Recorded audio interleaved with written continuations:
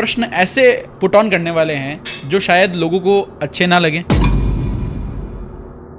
तो क्या अगर कोई सोने चांदी के बर्तन अफोर्ड नहीं कर सकता, किसी की पॉकेट अलाउ नहीं करती, तो क्या कुबेर भगवान उस पर कृपा नहीं करेंगे? धनतेरस वाले दिन सोना चांदी खरीदना ही चाहिए। पर मेरे मन में ये प्रश्न है कि ऐसी कौन सी चीजें हैं जो नहीं करनी चाहिए दीपावली या धनतेरस में। इस बार दिवाली पर जो अमावस है वो 20 और 21 2 तारीख में आ रही है जी। तो किस दिन पूजा का प्रावधान है? मैं चाहूंगा इसी के साथ कि आप मुझे कुछ ऐसी चीजें बताएं, ऐसे उपाय बताएं जो धनतेरस वाले दिन कोई भी कर सके। नमस्कार दोस्तों, ज्योतिष यात्रा में आपका स्वागत है। आज हमारे साथ है दिव्या जी। नमस्कार दिव्या जी। नमस्ते दिव्या जी, आज हम बात करने वाले हैं उस त्योहार की जिसका दुनिया में बेसब्री से इंतजार किया जाता है और दिवाली की सेलिब्रेशन उसी त्योहार से चालू होती है। जी।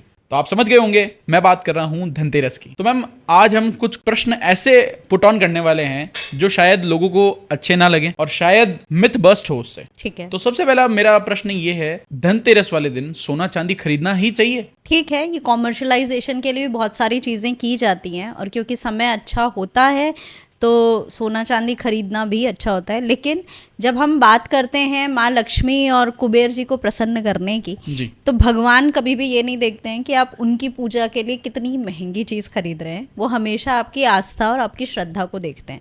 तो ज़रूरी नहीं है सोना चांदी ही खरीदा जाए, लेकिन हाँ, कुछ भी और ख़रीद के आप उस त्यौहार को सेलिब्रेट करना शुरू कर सकते हैं। तो मैम, आपके प्रश्न में मुझे ना का जवाब मिला। जी। तो लोग ऐसा क्यों कहते हैं? बेसिकली क्या होता है ना, जो भी धातुएं हैं वो किसी ना किसी ग्रह को रिप्रेजेंट करती हैं, किसी ना किसी नंबर्स को रिप्रेजेंट करती हैं। और जो हम बात करते हैं किसी भी त्योहार की, तो उस टाइम कॉस्मिक एनर्जी बहुत पावरफुल होती है। तो हम कोशिश करते हैं उससे मैक्सिमम हम पॉजिटिव रिजल्ट्स ले सके। तो ये वाला जब टाइम ड्यूरेशन आता है, सोना चांदी खरीदने के पीछे लॉजिक अगर हम बात करना चाहें तो ये हो सकता है कि सोना सूर्य ग्रह को भी रिप्रेजेंट करता है और वो गुरु ग्रह से भी कनेक्टेड है। न्यूमरोलॉजी में बात करें तो नंबर 1 और नंबर 3 से ये कनेक्टेड हो जाते हैं। इसी तरह से जो चांदी है वो नंबर 2 और चंद्रमा को रिप्रेजेंट करती है। तो किसी भी लाइफ को अगर एक बैलेंस तरीके से जीना है तो गुरु बहुत ज़रूरी है, ज्ञान और समझदारी होना बहुत ज़रूरी है। आप में सुकून और शांति नंबर 2 या चंद्रमा का बहुत मेजर रोल होता है। और अगर आपके पास ये सारी चीज़ें हैं तो कॉन्फिडेंस के साथ में उन अपने जीवन की समस्याओं और परिस्थितियों को हैंडल करने की समझ आप में बहुत ज़रूरी है, जो सूर्य हमें देता है। तो just to gain positive energies from these planets, ये माना जाता है क्योंकि घड़ी बहुत अच्छी है, मुहूर्त बहुत शुभ होता है। तो ऐसी चीज़ों को हम किसी तरीके से इन चीज़ों के माध्यम से इन ग्रहों की एनर्जी को अपनी लाइफ में लेकर आते हैं। तो क्या अगर कोई सोने चांदी के बर्तन अफोर्ड नहीं कर सकता, जी, किसी की पॉकेट अलाउ नहीं करती, तो क्या कुबेर भगवान उस पर कृपा नहीं करेंगे?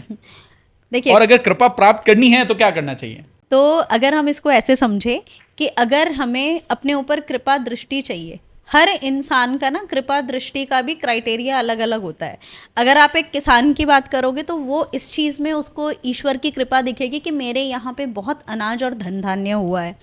किसी बिजनेसमैन से बात करोगे तो उसको लगेगा मेरा प्रोडक्शन बहुत ज़्यादा हुआ और बिक्री बहुत अच्छी हुई है। किसी सुनार से बात करोगे तो उसके लिए ऑब्वियसली सोने का बिकना बहुत अच्छा है, और किसी गृहिणी से बात करोगे तो उसके लिए सोने का खरीदना बहुत अच्छा है।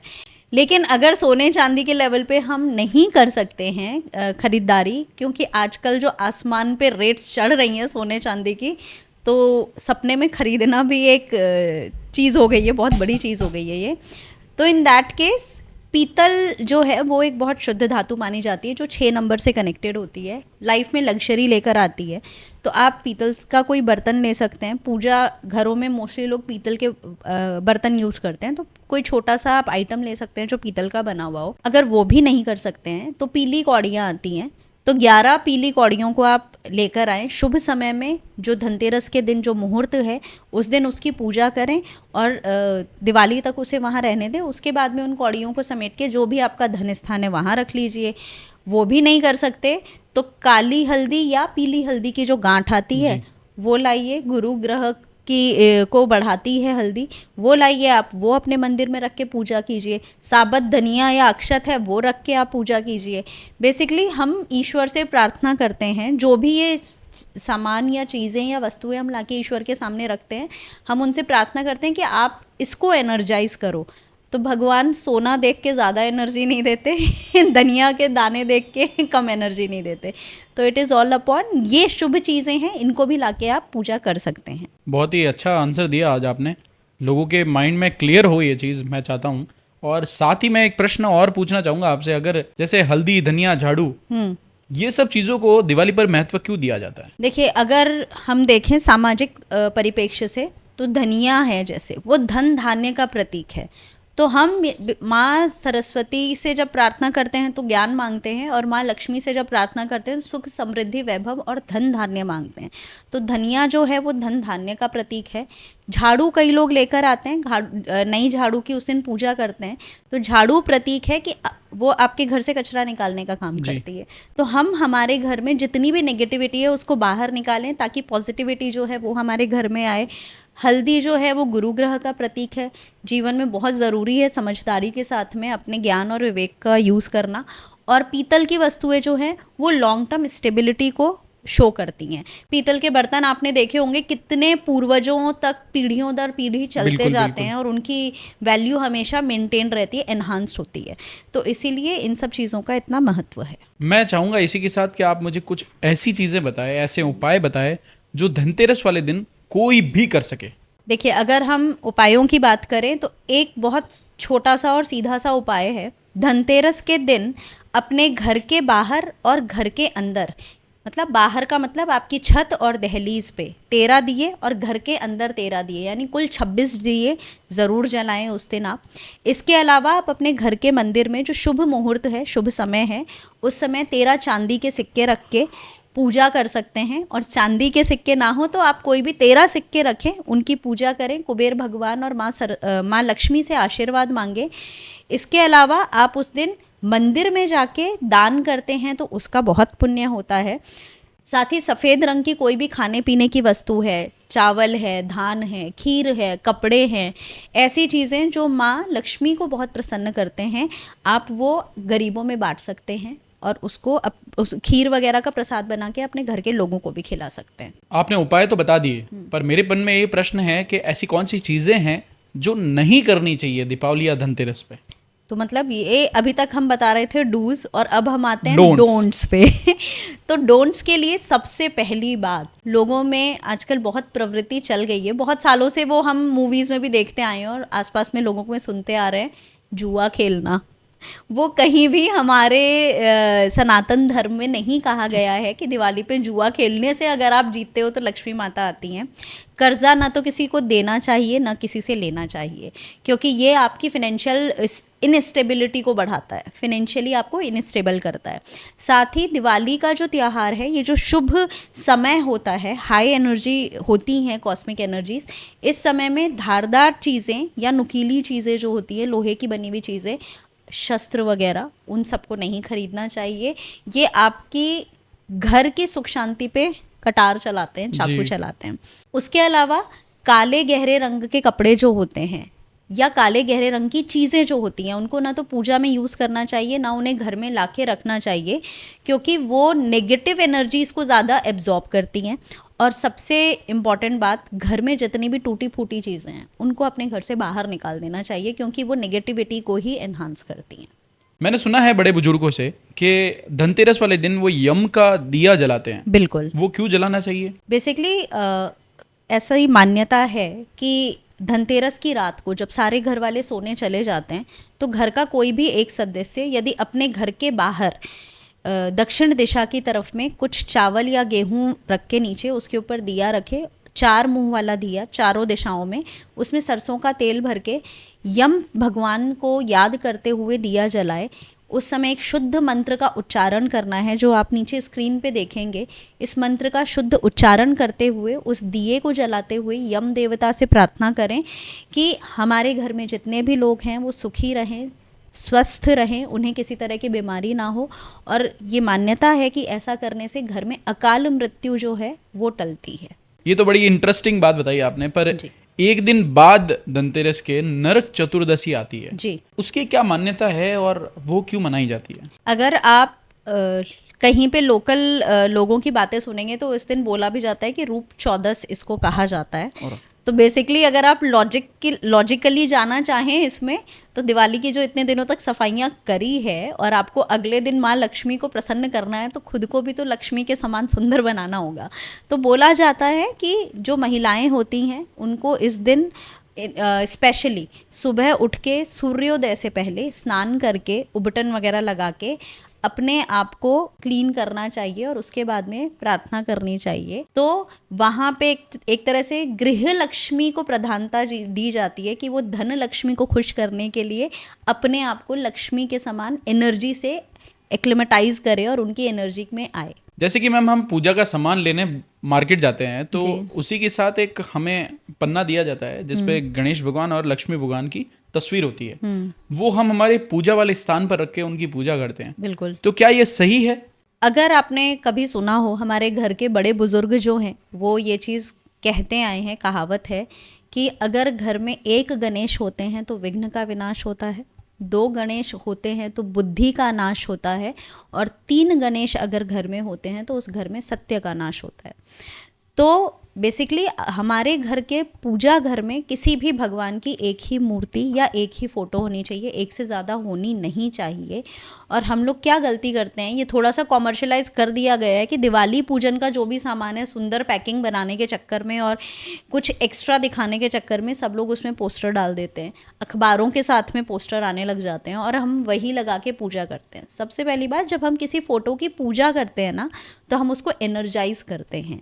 तो हमारे घर में ऑलरेडी जो भी हिंदू लोग हैं और जो पूजा करते हैं उनके घर में हमेशा माँ लक्ष्मी और गणेश जी विराजमान रहते हैं। तो आप उन्हीं मूर्तियों की या उन्हीं तस्वीरों की साफ़ सफाई करके हर साल पूजा करें।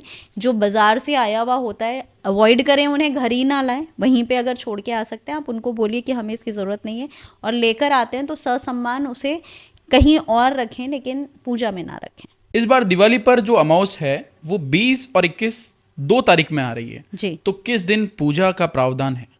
जो अमावस्या तिथि की हम बात करें तो इस बार 20 अक्टूबर को दिन में 3:45 से अमावस्या की तिथि शुरू होगी, जो कि 21 अक्टूबर को शाम को 5:54 पे पूर्ण हो जाएगी और प्रतिपदा शुरू हो जाएगी। तो बेसिकली इस पूरे तिथि में जो रात वाला समय पड़ रहा है वो 20 अक्टूबर को पड़ रहा है, इसलिए लक्ष्मी माता की कृपा पाने के लिए जो पूजा करनी है वो 20 अक्टूबर की रात को ही की जानी चाहिए। अब आपने इतनी सब चीज़ें बता दी है जी। तो साथ में ये भी बताइए कि कुछ ऐसे रिचुअल्स जो हमें दिवाली वाले दिन करने ही चाहिए। 2-3 छोटे छोटे रिचुअल हैं। दिवाली वाले दिन अपने घर के मंदिर में हल्दी की गांठ की पूजा अवश्य करें। जो दिया जलाते हैं उसमें लौंग जलाएं। दूसरी एक छोटी सी रिचुअल है जिसमें कि कौड़ियों की पूजा की जाए, अक्षत और साबत धनिया जो होता है उसकी पूजा की जाए और उसको अपने तिजोरी या धन स्थान में रखा जाए, चाहे आपके ऑफिस में या घर में। और एक जो झाड़ू लेकर आते हैं लोग, ये चीज़ बहुत इंपॉर्टेंट है। जिस झाड़ू से आप अपने घर की गंदगी निकालते हैं, नेगेटिविटी को बाहर करते हैं, उस झाड़ू को ना हमेशा किसी कोने में छुपा के रखना चाहिए। बाहर के लोगों की नज़र आपके झाड़ू पे नहीं पड़नी चाहिए, ना घर के किसी इंसान का पैर उस झाड़ू पे लगना चाहिए। तो ये छोटे छोटे रीति रिवाज हैं। कई रीति रिवाज ऐसे होते हैं जिसके पीछे आप लॉजिक नहीं दे पाते हो, लेकिन जब आप उसको करते हो तो यू फील कि दिस थिंग रियली वर्क। तो ये उसी तरह के रिचुअल्स हैं। मैम आपने तिजोरी में रखने के लिए तो आपने बता दिया कि कुछ ऐसी चीज रखनी चाहिए, पर लड़के लड़कियां हमारे पॉकेट्स या फिर अपने पर्स में कैरी कर सके ऐसी कुछ चीज बताइए, रेमेडी बताइए हमें। बिल्कुल। तो उसके लिए एक बहुत आसान सी रेमेडी है जो कई लोग बताते भी हैं, इट रियली वर्क्स।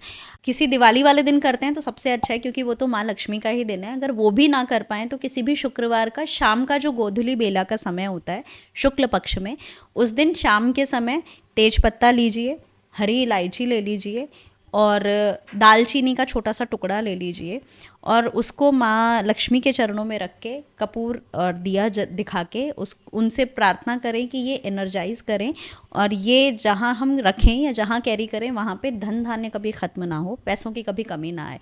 और उसे रात भर वहाँ पड़े रहने दीजिए। माँ, अगर आप चाहें तो माँ लक्ष्मी के मंत्र का भी जाप एक माला कर सकते हैं। उसके बाद में अगले दिन सुबह उसको उठा के किसी छोटी सी पॉलीथीन में या पेपर में पैक करके, ताकि वो बाकी पर्स के सामान के साथ मिक्स ना हो, अच्छे से फोल्ड करके और अपने पर्स में हमेशा के लिए रखिए। इसी के साथ एक प्रश्न और है कि अगर जैसे मैंने सुना है कि रात में दिवाली वाली रात धन वर्षा होती है जी। तो उस रात को ऐसी कौन सी साधना है जो कर सकते हैं जिससे हमें ज्यादा से ज्यादा फल प्राप्त हो या ज्यादा से ज्यादा धन प्राप्ति हो? फल अगर धन के रूप में चाहिए तो साधना माँ लक्ष्मी की ही की जानी चाहिए। और जैसा कि हम कई बार बात कर चुके हैं कि साल में ना कुछ तिथियां ऐसी आती हैं जो बहुत एनर्जाइज्ड होती हैं, बहुत पावरफुल होती हैं, और आप बहुत इजीली कनेक्ट कर सकते हैं अपने भगवान से या जिनसे भी आप कनेक्ट होना चाहते हैं। तो अमावस्या उन्हीं पावरफुल तिथियों में से एक तिथि होती है।